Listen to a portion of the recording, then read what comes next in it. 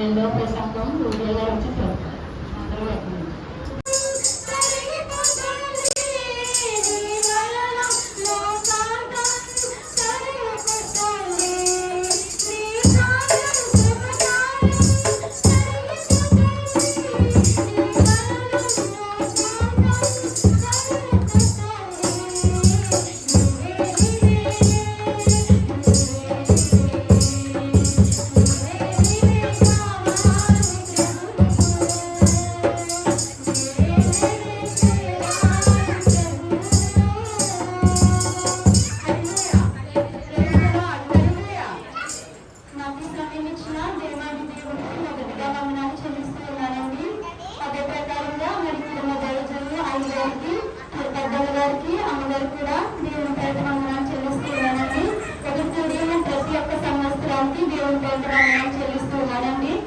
బైబిల్లో అనేక మంది పురుషులను మనం చూస్తూ ఉంటాము.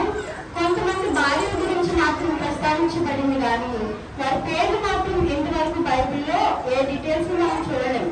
ఎందుకంటే కొంతమంది కేవలం మిస్టర్ అండ్ మిసెస్ అని మాత్రమే ఉన్నాయి, కానీ ఆ యొక్క స్త్రీల పేర్లు మాత్రం రచించబడలేదు. మరి అబ్రహాము, ఇస్సాకు, యాకోబు, యోసేపు భార్యల పేర్లు ఉన్నాయి, కానీ మరి ఎస్తేరు, మరి రిబ్కా, ఇంకా చాలా మంది స్త్రీలు, అమూల్యమైన స్త్రీల పేర్లు రాశారు తప్పితే అబ్రహాం గారి భార్య పేరు కానీ, మరి యాకోబు భార్య పేరు కానీ, యోసేపు భార్య పేరు కానీ, నోవాహు భార్య పేరు కానీ, లోతు భార్య పేరు కానీ మరి ఈ గ్రంథంలో, బైబిల్ గ్రంథంలో రచించబడలేదు. ఎందుకంటే దేవుని యొక్క ప్రణాళికలో ఏమన్నదంటే ప్రతి ఒక్క స్త్రీ బలమైన గట్టుగా అని వ్రాయబడి ఉన్నది. మరి మనుషులందరి దృష్టిలో స్త్రీ అంటే బలహీనురాలు, మరి లేకపోతే స్త్రీ అంటే ఒక వెట్టు చాకిరీ చేసే ఒక గట్టుగా అని మాత్రమే ఉంది, కానీ దేవుని యొక్క నిర్ణయం మాత్రం బలముగా ఉంది. దేవుడికి స్తోత్రం. ఎందుకంటే దేవుడు మరి మగవాళ్ళు అయితే మట్టితో చేశారంటండి, కానీ మనల్ని మాత్రం ఒక ఎముకతో తయారు చేశారు. మట్టి అయితే ఇలా ముద్రగా అయిపోద్ది, కానీ ఇంకా ఎంత వంచినా సరే వంగదు. ఎందుకంటే స్త్రీలు కూడా దేవుడు అంత మంచి మరి బలము కలిగిన స్త్రీగా దేవుడు ఎన్నుకున్నాడు. ఎందుకంటే స్త్రీ ద్వారా ఎన్నో విషయాలు ఈ బైబిల్ గ్రంథంలో రాయబడ్డాయి. ఎస్తేరు, మరి చాలా మంది స్త్రీలందరూ ఈ గ్రంథంలో చాలా మంచి పనులు చేసిన స్త్రీలుగా మనం చూస్తూ ఉంటాం. కానీ బైబిల్లో అంత మరి అస్సలు పేరు వ్రాయబడకుండా మరి ఉన్న స్త్రీ ఎవరంటే మన యొక్క నోవాహు గారి భార్య. దేవుడికి స్తోత్రం. హల్లెలూయా. పరిశుద్ధ గ్రంథంలో ఈ రాత్రి మీ అందరితో నేను ఒక విషయం మాట్లాడాలని ఆశపడుతున్నాను. నోవాహు గారి భార్య గురించి మాట్లాడాలని నేను చాలా ఆశపడుతున్నాను. ఎందుకంటే ఆమె పేరు రాయబడలేదు, బట్ ఆమె యొక్క కన్వర్సేషన్ కానీ ఎక్కడ రాయబడలేదు. డైరెక్ట్ గా ఆమె యొక్క పనుల గురించి కూడా పరిశుద్ధ దేవుడు రాయించబడలేదు. ఎందుకంటే ఖచ్చితంగా ఆమె యొక్క జీవితం ప్రతి స్త్రీకి, ప్రతి క్రిస్టియన్ ఉమెన్ కి ఒక స్ఫూర్తి. ఎందుకంటే Mrs Nova is definitely inspiration to every Christian women అని దేవుని యొక్క గ్రంథంలో రాయబడి ఉన్నది. నోవా గారి భార్య ఏంటంటే క్రైస్తవ స్త్రీలమైన ప్రతి ఒక్క స్త్రీకి ఒక మంచి ఇన్స్పిరేషన్, స్ఫూర్తిదాయకం. ఎందుకంటే ఆమె చేసిన గొప్ప పనులు బైబిల్ గ్రంథంలో అయితే రాయబడలేదు, కానీ కొన్ని గ్రంథాల్లో, కొన్ని బుక్కుల్లో, కొన్ని ఏంటంటారు లైబ్రరీ కొన్ని బుక్కుల్లో రాయబడింది ఏంటంటే ఆ యొక్క నోవాహు గారి భార్య ఎంత అమూల్యమైన స్త్రీ అంటే మనందరికీ తెలుసు. ఎందుకంటే మనం ప్రతి ఒక్కరు ఏం చేస్తామంటే మన భర్త ఏమైనా పని చేయాలంటే ప్రతి స్త్రీని భర్త ఏ పని చేయాలన్నా ప్రతి ఒక్క భార్యని అడుగుతారా లేదా? నేను పని చేయాలనుకుంటున్నాను, నీకు ఇష్టమా కాదా? నేను ఎలా చేయాలనుకుంటున్నాను, నీకు ఇష్టమా కాదా అని ఫస్ట్ భార్యని అడిగిన తర్వాతే ఎవరి భర్త అయినా సరే ఏదైనా పని చేస్తారు. కానీ నోవాహు గారు గోడ కట్టడానికి 100 సంవత్సరాలు టైం పట్టిందంటండి. ఆ 100 సంవత్సరాలు కూడా దేవుడు నోవాహు అప్పటికి ఎంతో మంది భక్తులు ఉన్నారు, కానీ వాళ్ళెవ్వరికీ దేవుడు కరెక్ట్ గా వచ్చి చెప్పలేదు. కానీ నోవాహు గారికి మాత్రం చెప్పారంట, ఈ యొక్క ప్రపంచం అంతా జలప్రలయం వల్ల నాశనం అయిపోతుంది. అయితే ఒక వచనం మనం చదువుకున్నామండి. ఆదికాండము 6వ అధ్యాయము 5 నుంచి 7 వచనాలు ఏ విధంగా రాయబడ్డాయో ఒకసారి చెప్పండి. నరుల యొక్క చెడుతనము భూమి మీద గొప్పదని, వారి హృదయం యొక్క తలంపులలో ఊహ అంతయు కేవలం ఎల్లప్పుడూ చెడ్డవని యెహోవా చూచి తాను భూమి మీద నరులను చేసినందున యెహోవా సంతాపము నుండి తన హృదయంలో నొచ్చుకొనెను. తన హృదయంలో నొచ్చుకొనెను. చాలండి. దేవుడు మనుషులందరినీ సృష్టించినందుకంటండి ఆయన హృదయంలో చాలా నొచ్చుకున్నారంటండి, చాలా సంతాపపడ్డారంట. అరే ఇంత జనాన్ని నేను సృష్టించాను, వీళ్ళెవ్వరూ నా మాట వినట్లేదు, వీళ్ళు తినడం త్రాగడం వీళ్ళు తిరగడం ఇదే చూస్తున్నారు కానీ నా మాట అస్సలు వినడం లేదని యెహోవా ఆయన హృదయంలో చాలా సంతాపం నిండారంట.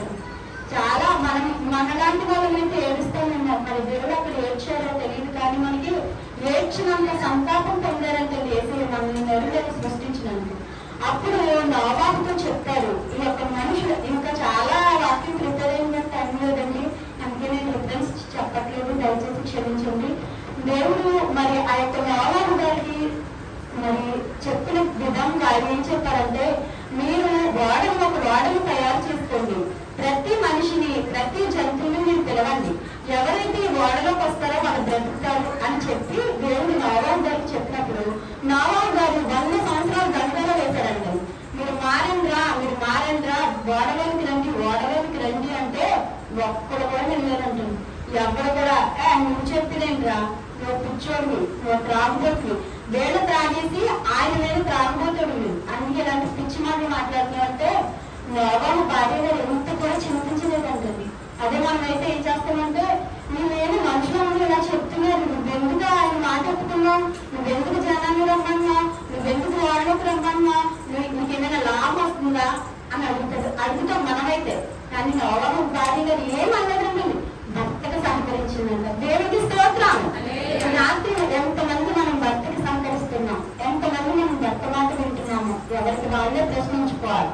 కానీ నోవాహు గారి భార్య ఆ భర్త మాట విన్నదంటే, నువ్వేం చేస్తే అదే, నేను నీకు సహకరించే స్త్రీగా సహకరించే భార్యగా నేను ఉంటానని చెప్పి నోవాహు గారి భార్య మరి దేవుని పట్ల ఎంతో విధేయత కలిగి ఆయన దృష్టికి ఇష్టమైన స్త్రీగా ఉండి భర్త ఏం చెప్తే అది విన్నాడంటే, నోవాహు గారు ప్రతిరోజు అడవికి వెళ్ళి చిత్తుసారపుని రాను తీసుకొని వస్తుంటే వాళ్ళ కుమారులు ఆ భార్య భర్త అందరూ కూడా ఆయనకు సహకరించారంటండి. రోజు నువ్వు ఆ అడగంట పోతున్నావు, మనమైతే రోజు నువ్వు అడగంట పోతున్నావు, రోజు నువ్వు అక్కడ పోతున్నావు ఇక్కడ పోతున్నావు, ఆ కర్రాలను వీకెళ్ళాడున్నావు, అయితేస్తున్నావు వీకెళ్తున్నావు అని మనం విసుక్కుంటాం. కానీ నోవాహు గారి భార్య అసలు విసుక్కోలేదంటండి. నువ్వేం చెప్తే అది, నువ్వు ఈ కర్రలు ఎందుకు తెస్తున్నావు, నువ్వు వీటిని ఎందుకు చిత్తు పట్టిస్తున్నావు, వీటిని ఎందుకు ఒక రూపంలో మారుస్తున్నావు, వీటిని ఏం చేస్తున్నావు అని ఏ రోజు ఒక ప్రశ్న లేదంటండి. మరి అటువంటి స్త్రీగా మనం ఉన్నట్లయితే ప్రతి ఒక్కరి జీవితం ఎంతో మంచిగా మారుతుందండి. ఎంతో మంచి నాగరికరంగా దేవుని సన్నిధిలో మనం నిలవడానికి ఒక అవకాశం ఉంటుంది. అదే మరి యోగు గారి భార్యను చూసినట్లయితే ఆమె యోగుని ఎంత చింతించిందండి, ఎంత విసిగించిందండి. నిజమైన దేవుడా, నీ దేవుని దూషించి నువ్వు చచ్చిపో అని అడిగిందండి యోగు గారి భార్య. కానీ నోవాహు గారి భార్య అలా అడగలేదండి. దేవుడికి సహకరించింది, భర్తకి సహకరించింది, బిడ్డలకు సహకరించింది కాబట్టి ఆమె ఓడలో సురక్షితంగా దాటి ఉన్నదండి. అటు కృప మనందరికీ కావాలండి, అటు యొక్క ఆశీర్వాదం మనందరికీ కావాలి, అటు ధైర్యం మనందరికీ కావాలి. స్త్రీలమైన మనం ఏమి తక్కువ వారు కాదండి. ఏ బైబిల్ గ్రంథంలో స్త్రీలు తక్కువ వారు, స్త్రీలు బోధించకూడదు, స్త్రీలు పాటలు పాడకూడదని ఏ బైబిల్ గ్రంథంలో లేదండి. ఇదివరకు కాలంలో స్త్రీలు బయటకు వచ్చేవారు కాదు కాబట్టి మగవాళ్ళు సేవ చేసేవారు. కానీ ఏ భేదము లేదండి, అందరూ పాపం చేసి దేవుడు అనుగ్రహించి మహిళను పొందలేకపోతున్నారు.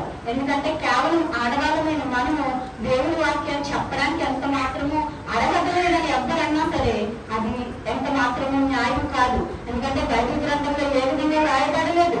ఓకే, బలిపీఠం పెట్టకూడదు, కానీ ఆ దైవజనులు భార్యలు ఎక్కచ్చు, కానీ మనం స్త్రీలము ఎక్కకపోయినా కానీ దేవుని యొక్క వాక్యాన్ని మాత్రం మనం ప్రచురించడానికి, జనాల్లోకి తీసుకెళ్లడానికి, జనానికి పంచడానికి, పాటలు పాడడానికి అన్ని విధాల దేవుడు మనకి కూడా హక్కులు ఇచ్చారండి. స్త్రీ ఏ మాత్రము తక్కువ కాదు, స్త్రీ ఎంత మాత్రము చిన్న చూపు చూడవలసిన అవసరం ఏమీ లేదండి. బైబిల్ గ్రంథంలో అనేక మంది స్త్రీలు ఉత్తమమైన వారు ఉన్నారు. కానీ మనం మనుషులు కాబట్టి కొంచెమైనా దేవుని సన్నిధిలో యథార్థంగా న్యాయంగా ఉన్నట్లయితే ప్రభు యొక్క రాజ్యంలో మనకి కూడా కొంచెం పాలు ఉంటాయండి. దేవునికి స్తోత్రం. హల్లెలూయా. ఇంకొక అదే విధంగా రెండో స్త్రీ అయిన యోగు భార్యను మనం